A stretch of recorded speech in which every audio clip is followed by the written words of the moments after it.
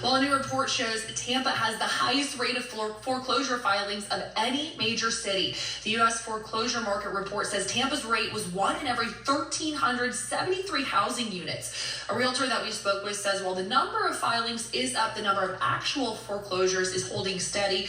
Experts say it's important to remember, Deanne, that banks would much rather work with you on your mortgage than to have to deal with a foreclosure. Yeah, lots to talk about here. Let's bring in Sylvia Alvarez with the Housing and Education Alliance. Sylvia, thank you so much for joining us.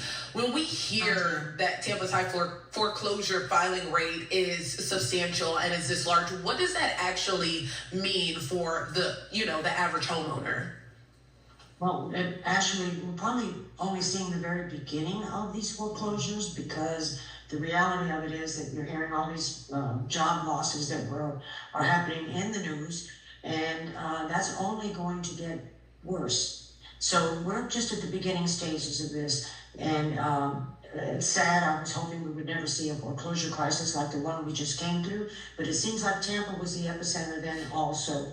So it's a distinction that no one really wants to have. Yeah. Sylvia, if someone does find themselves in this situation, what should they be doing? What steps should they be taking? Okay, the first thing they need to do is to not put their head in the sand and contact their lender.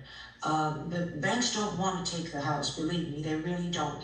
And they'll work with you and try to come up with some kind of a repayment plan. Perhaps, most of the time people find themselves with this problem because their income has been affected.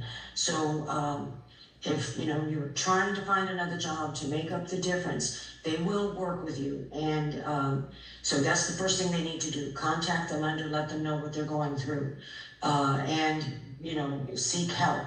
I would say that the housing counseling, the HUD certified housing counselors are usually where you would go to for help.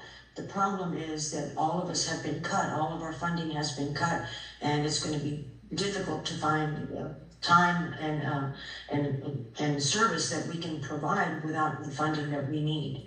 So we're all going to do what we can to help. Definitely some good pointers there, Sylvia, from the Housing and Education Alliance. We really appreciate you joining us. This thing has over 600 comments on our social media. We're going to continue to talk about this, but hopefully, Beth, there will be eventually some resolve. Hopefully we'll be talking about it in a good way instead of the way we currently are. All right, we're going to take a